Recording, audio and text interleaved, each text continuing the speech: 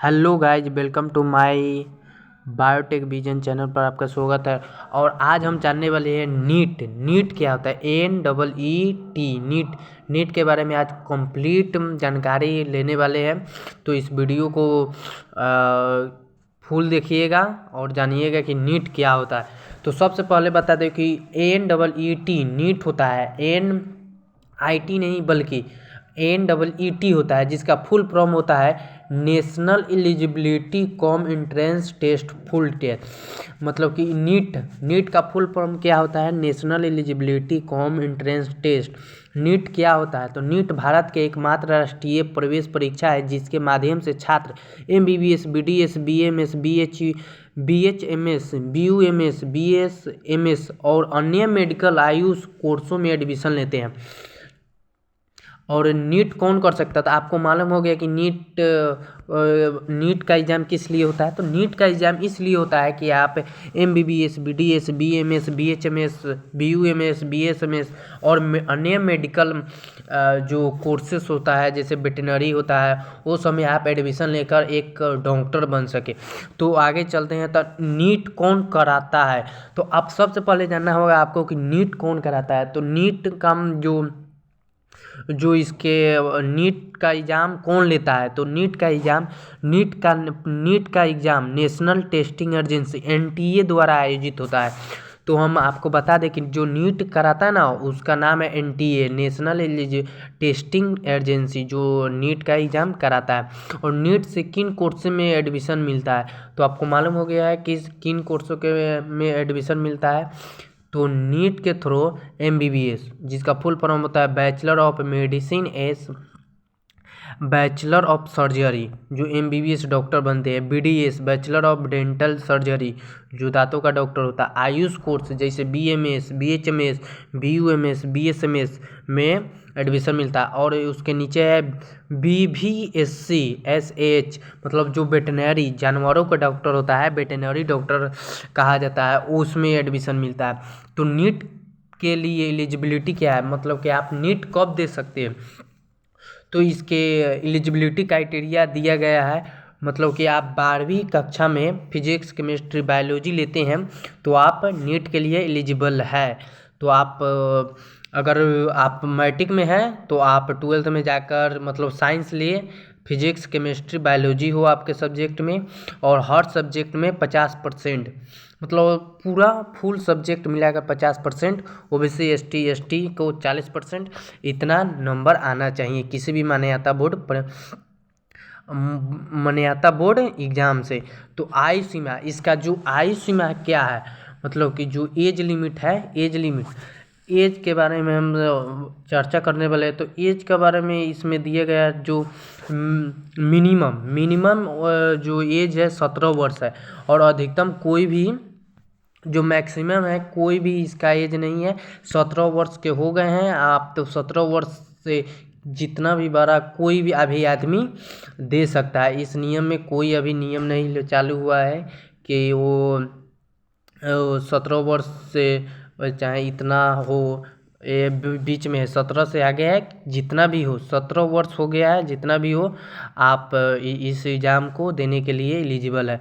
तो NEET exam pattern क्या है, नीट एग्ज़ाम पैटर्न के बारे में बताने वाले हैं।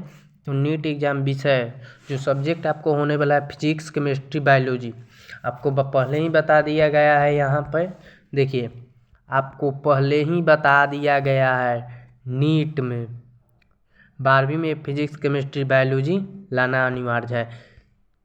तो यहाँ बता दिया गया है इसीलिए। तो इसका सब्जेक्ट हो गया फिजिक्स में 45 टेम्प। देखिए, इसमें फिजिक्स में 50, लेकिन अब इसमें बता रहा है गलत, लेकिन हम आपको सही बताएंगे।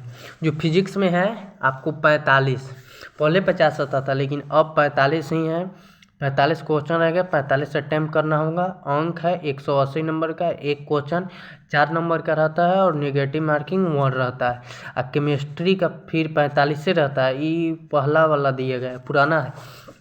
45 रहता है और 180 ये भी 4 नंबर का। बायोलॉजी में 90 क्वेश्चन रहता है 4 नंबर का, निगेटिव मार्किंग 1 रहता है। टोटल क्वेश्चन इस बायोलॉजी का 360 नंबर का रहता है। और टोटल आपका क्वेश्चन हो तो यहाँ पर देखिएगा 200 यहाँ दिया है, लेकिन 200 नहीं होगा, वो पहला वाला है। और 2025 से जो नियम लागू हुआ है वो अलग हो गया। 180 क्वेश्चन रहेगा, 180 मिनट मतलब 3 घंटा रहेगा आपके पास। 200 क्वेश्चन 180 क्वेश्चन रहेगा, 720 मार्क्स का आपका टाइम रहेगा, 720 मार्क्स का मार्क्स रहेगा आपका। समय है 3 घंटे 20 मिनट। तो ये 20 मिनट हटाइए, 180 मिनट 180 मिनट आपको लगेगा। निगेटिव मार्किंग गलत उत्तर पर 1 है।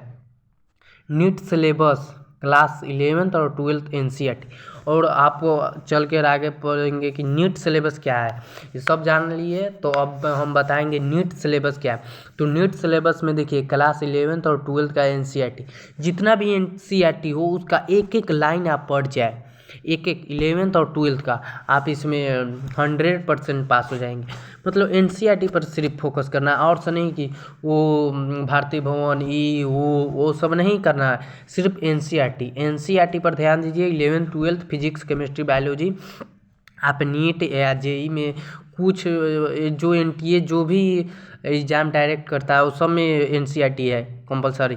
तो सब्जेक्ट है physics chemistry biology. NEET exam कब होता है, तो नीट एग्ज़ाम कब होता है, तो जो महीना का होता है ना, मई महीना में, जो मई महीना में फर्स्ट वीक में, जो मई महीना में जो फर्स्ट वीक होता है उसमें जब संडे पड़ जाए उसी दिन एग्ज़ाम हो जाता है। ऐसे हाँ, मई एग्ज़ाम में जो फर्स्ट वीक में जो भी संडे पड़ जाए तभी भी एग्ज़ाम हो जाता है। तो मई तो 2026 के लिए अगर देख रहे हैं तो 2026 में आपको जानकारी होगा कि मई में संडे कब पड़ रहा है, तो 3 मई को पड़ रहा है। तो 3 मई को आपका मतलब कि नीट का एग्ज़ाम नीट 2026 हो जाएगा। तो देखिए काउंसलिंग मतलब रिजल्ट जून में आ जाता है, 1 महीना बाद आ जाता है, कोई दिक्कत नहीं है। मई में आप एग्ज़ाम दिए, जून में रिजल्ट आ गया। काउंसलिंग भी होता है, काउंसलिंग जुलाई अगस्त तक चलता है। NEET counselling 15% all India quota MCC द्वारा 15% मतलब कि ये हर स्टेट के लिए 15% ऑल इंडिया कोटा के लिए MCC द्वारा मतलब ऑल इंडिया कोटा के लिए ये सीट रिजर्व हो जाता है, समझ में आया। और 85% स्टेट कोटा के लिए, आप इस स्टेट में है तो आपको 85% में ही आपको सीट मिलेगा, ना कि 100% में। 15% उस जिस MBBS कोर्स में चाहे कोई भी मेडिकल कोर्स में आप एडमिशन लेंगे तो उसका 15% ऑल इंडिया के लिए रिजर्व रहता है। उसके आगे बता दें 50% state counselling authorised. NEET preparation tips, NCERT को पूरा और बार बार पढ़े, प्रीवियस ईयर्स क्वेश्चन PYQ लगाए, मॉक टेस्ट और टाइम मैनेजमेंट करें, डेली रिवीजन प्लान बनाए। और इतना आप कर ले तो आप नीट में सिलेक्शन पा जाएगा। अगर यह वीडियो आपको अच्छा लगे तो लाइक शेयर कमेंट और कमेंट बॉक्स में लिखिएगा एक ऐसा वीडियो लगे, और एक लाइक कर दीजिएगा और चैनल को सब्सक्राइब कर दीजिएगा। मिलते हैं दूसरा वीडियो में, तब तक के लिए थैंक यू।